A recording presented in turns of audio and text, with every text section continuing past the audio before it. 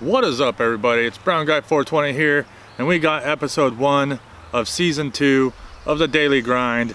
And sorry for the hold-ups. It took me a minute to get back in the groove of making videos and just getting things rolling, getting back behind the video camera. Life has been crazy ever since season 1, the final grind. I had to recalculate which ways I was going to be going, where my new direction was going to be. There really wasn't a lot to film, so I really didn't film much. I kind of took a year off of doing all the filming. A lot of stress comes with it. Like I said, though, I kind of fell off the wagon, if you want to say, on the video making. Once again, no direction. So you guys don't want to see my boring life of just living life, trying to figure out how to make money. You know, ever since solo kind of went kaput, I didn't know what to do.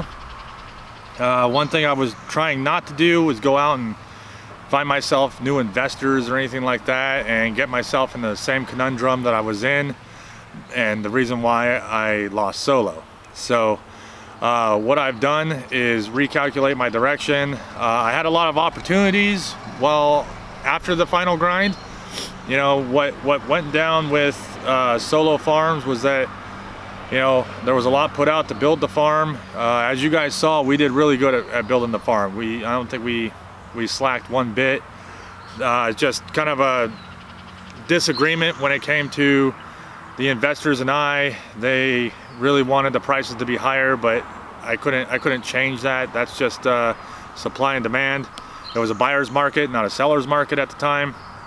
So they kind of let Team Solo go and brought in somebody else in thoughts that maybe it was just the team or whatnot. Well, prices are still the same. I think now they're barely starting to come up, and this is a year and a half to almost 2 years later. It's been a minute. So they've gone through that grower, and now he's gone, and is what I hear. And then there's another one coming in. So I don't know. Really, I don't care anymore. I will tell you that, that's been part of the stress of why I haven't been doing my videos. I've been having to deal with going to court with them, arbitration. I'm not the one taking them to court. They are the ones taking me to court. I don't know what they're trying to, I don't know if you want to call it suing me or whatever, but they're trying to get money out of me, saying that I didn't do things right, which is a load of crap. You guys saw all the videos. I did everything I could to make sure that I did everything to my full responsibility, making sure that I got things at wholesale or cost or whatever. My couple guys, 3 guys and we ran everything on the field. You guys saw it. I think we did an amazing job. We had a lot of people say that we did a killer job out there for just a couple guys, and we did it in a good timing fashion. I was more or less like a general contractor, making sure that things were getting built, put in, terraced right, soil was being made right, cover crops were in on time, watering was done right with the proper nutrients. There was a lot to do. It was hard. I'll tell you that. It was hard. And after losing the farm, I kind of got a little sad over that, because I built that farm to be there forever. Had a lot of good things going there. If we were still there, I think things would be absolutely amazing right now. We would have built ourselves into the market. We'd be doing a little bit better, but que sera, sera, right, guys? So since then, I had some opportunities. A couple guys, wanted me to you know, go a little bit more east, help with a cannabis farm down there, build it from scratch, build it all up, this, that, whatever. At that time I was a little bit you know, gun shy on going, I guess you'd say, because, you know, I didn't want to build something for another person and then tell me to, you know, hightail it out of there once the whole situation was built. And once they didn't need me and I've showed them everything, then where's BG's position there, you know? People will promise you the world. I'll tell you that, guys. People will promise you the world for your experience. If you help them out, they're gonna, you know, you're gonna get paid good. You're gonna, this is it. We're partners for life. You know, you can trust us. Well, you know, in this market, that's part of the daily grind, was to show you the day in the life of someone in this industry. There's a lot of people, you know, back in the day, everything was good. It was, your word is bond. Everything was really good. These days, you got to make sure things are on paper, contract signed. Even if it's a contract, don't do what I did, which was just read over the contract and everything.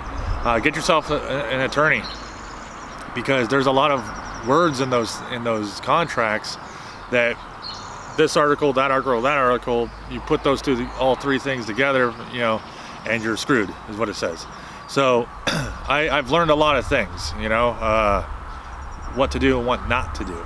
So I kind of passed that up. I think it was in Ohio is where that one was. I was planning on going to South America, down to Paraguay. I had an opportunity down there to do an only contract for cannabis down there. They're not recreational yet, but they are medical, and the government was giving out one license for the entire country, and they sought me out to run a gigantic 100,000 square foot greenhouse and kind of run that all, you know, the whole thing. I was ready to go. I sold everything I had, all my couches, chairs, you know, tables, everything. I was packed up, ready to roll out, and just things kind of, I don't know if you want to call it, fell apart with it, but I mean, it's still in the making. It's just that in Paraguay things go a lot slower, so it's still in the making here 8 months down the road. It was taking too long, and I was trying to figure out work, and with that position it was, 4 more weeks, you're on your way down there. I went down there, I saw the grounds, I checked out the country. It's a beautiful country. Paraguay is amazing. I really wanted to go down there, but it was just one of those things where it was just taking too long, and I was running out of money. My savings was burning up, and literally I was going broke. So I had to figure something out. So once I decided that, you know, I wasn't going to wait for them and wait for things to come together in that country, I once again was kind of out there trying to figure out what to do.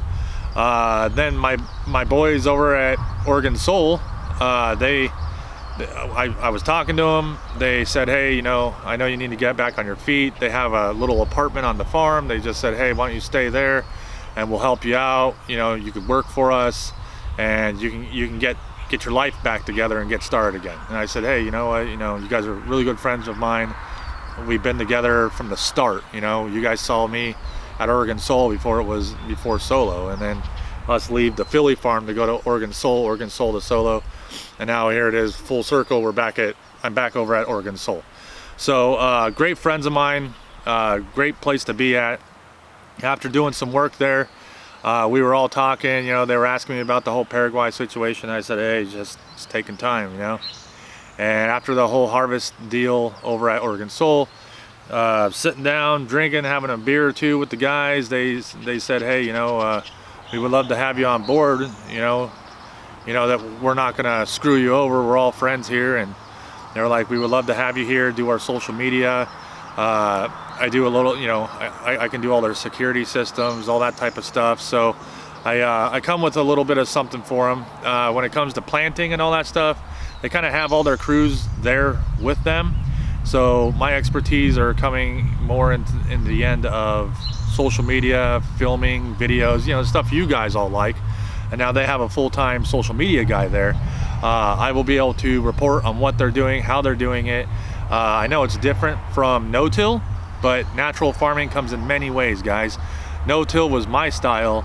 Theirs is making sure that they start with a cover crop, they flip that cover crop over, They disc it. They break down the clods and they make it into a beautiful soil every single year.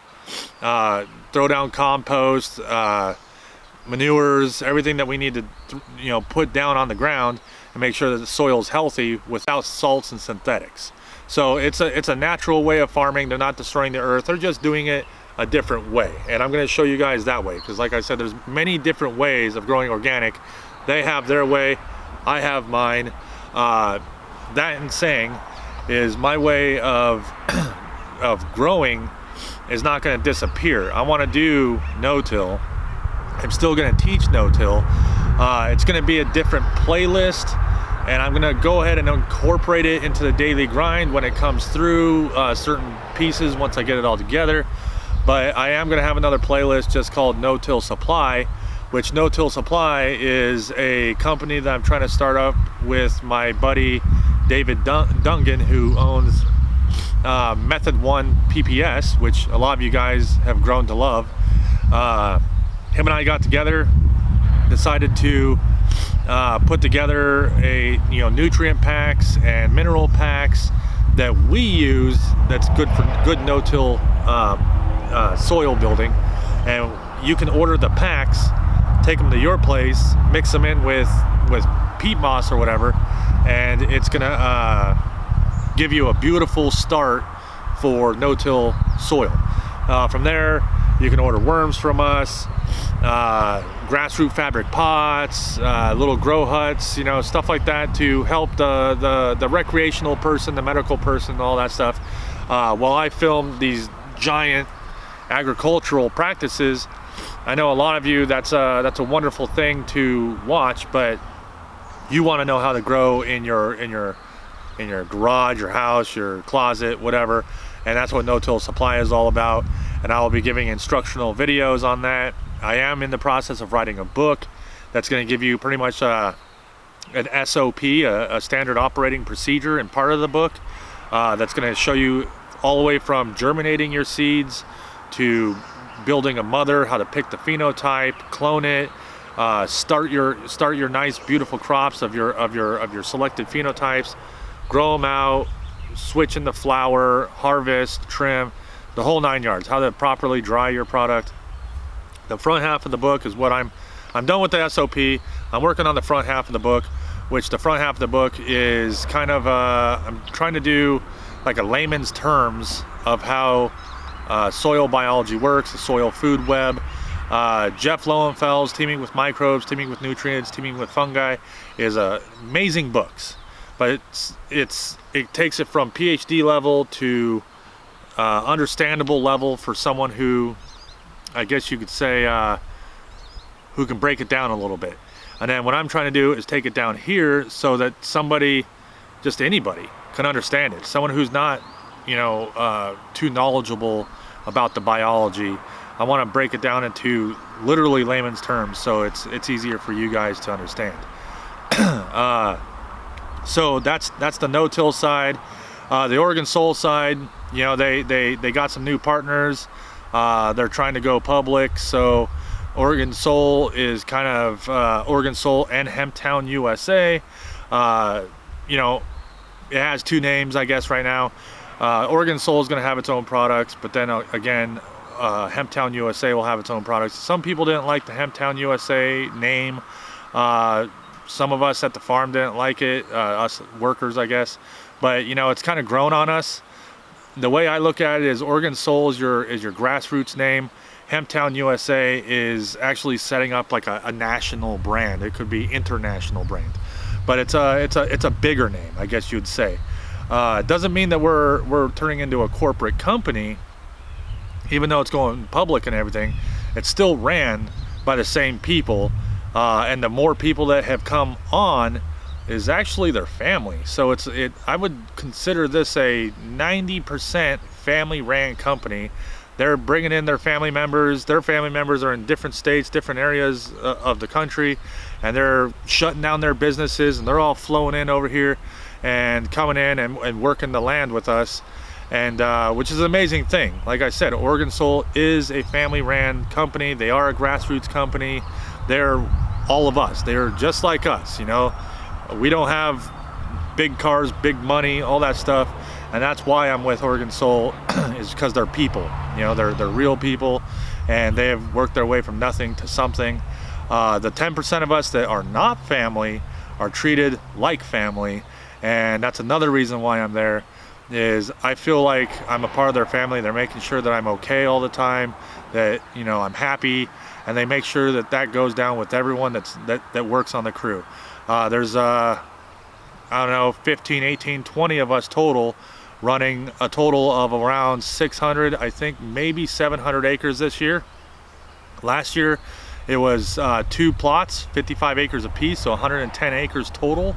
So this year, you know, it's go big or go home at Oregon Soul, and I kind of like that motto, you know, do average elsewhere, because we go above and beyond at Oregon Soul, Hemptown, USA.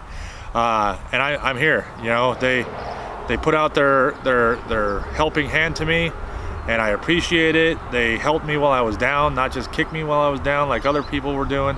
And they've got a guy for life now, you guys. So if you want to follow the BG, Paul Rosas, Brown Guy 420, whatever you want to call me, I'm Oregon Soul, Hemptown, USA. You know, I'm going for it. I'm with them, and they've got me for as long as they want me. I'm going to be doing a lot of brokering of their hemp. So if you guys are interested in that, you can always get a hold of me, send me a private message, you know, shoot me an email, paulrosas6371@gmail.com. There's many ways to get a hold of me. You can get on me with Instagram, a personal message down there, a direct message, whatever you want to call it. Brown Guy 4200 is what I am over there. And if you're interested in hemp, we can line you up. Right now it's just you know, we're almost out of everything we have, which is, you know, we ran out of our biomass. We sold most of it. What we didn't, we got in with another company that helped us make it into crude. So we now have crude for sale. And then we also have a little bit of flower left over, which was grade A, stellar, terpy, beautiful hemp flower that looked like cannabis flower. It was so high end compared to everything else I've seen. It was amazing. So it definitely sold fast. And then from there, I'm going to be starting my own little company. I think I'm going to call it Solo CBD, you know, in my whole solo thing there. You know, it's a matter of trying to make pure CBD, you know, vape cartridges. I've lined out with some other people to get salves, lotions, dog treats made. They're all CBD, completely legal. I'll be able to ship them across the United States, internationally if wanted, I guess. But I'm trying to make things that are more, I guess, needed by all of you guys, and rather than trying to do something that's bigger than most of us and appeasing to a smaller amount of people. I know I have a lot of people following. I lost a lot of those people that were following when this legal issues started coming. They attacked my YouTube. It got shut down. I have direct proof from YouTube saying that they didn't shut me down because of cannabis related situations. It was because of a legal notice that they got, which didn't come from me. It must have come from the other side, and therefore I got shut down, lost all my subscribers, all that following. So here I am trying to build that up again. And so if you guys can, just put it out there. If you have Instagram, let people know. Daily Grind's back out, season 2. Here we are, ready to rock and roll, get our things done, and that's where we're at, guys. So hopefully you guys can help promote, help get those subscribers back on my channel. You guys can watch the Daily Grind, watch us just conquer some land this year, and you guys can see the field of dreams, man. It looks just like THC cannabis. We're just on a more medical end of it all, guys. I mean, so I know some people are like, it's hemp, blah blah blah. I don't want to see that grow. Well, it's the same. It grows the same exact way as cannabis. There's nothing different in it. So if you're growing cannabis, you can see what we're doing and grow your cannabis that way. If you're into hemp, well, here we go. Here's the hemp. To me, we're just producing CBD. So not a big deal, guys. So here we are. The Daily Grind is back, And let's cut out to a video, show you guys a little something that we're doing over here at Oregon Soul, Hemptown, USA. And I hope you guys enjoy it.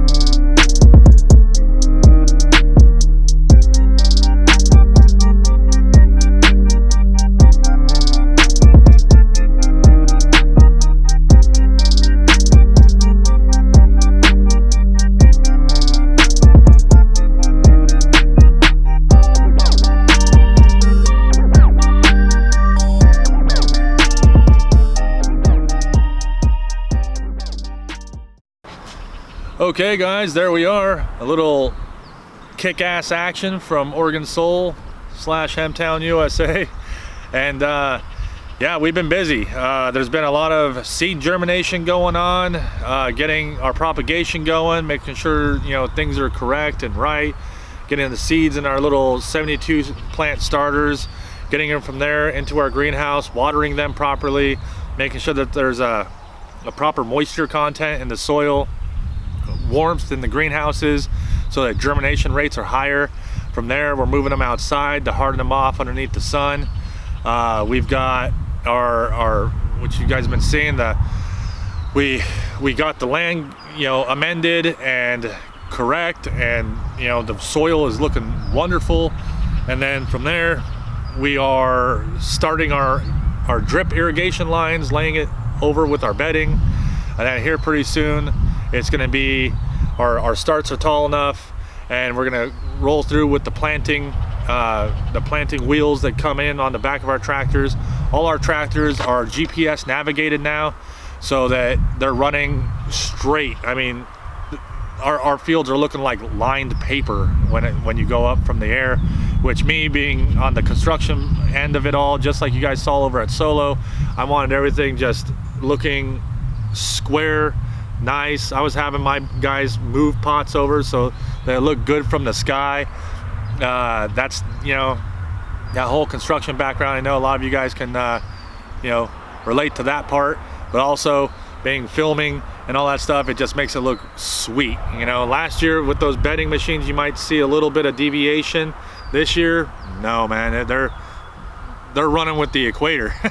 They're so straight, it's like arrows, man. And it's amazing to see that a tablet is literally running those tractors, steering those tractors.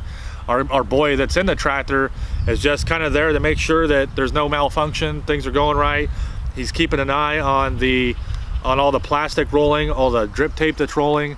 So if one runs out, he knows to stop the tractor, so we can put a coupling in there, continue on.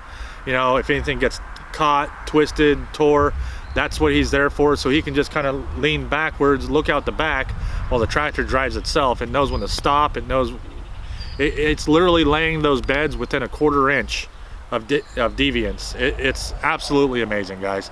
So I want to leave the video there. This is episode 1. This is where I'm at. I want to let you guys just kind of know what happened to BG, and here I am. I'm back. So Stay tuned. I'm gonna try for every Monday morning. You guys are gonna wake up to the Daily Grind, episode 2, the Hemp Chronicles, and watch us do things big. So, all right, guys, this is Brown Guy 420, and as always, I'm out of here, but I'm back. So stay tuned for more videos. All right, guys, peace.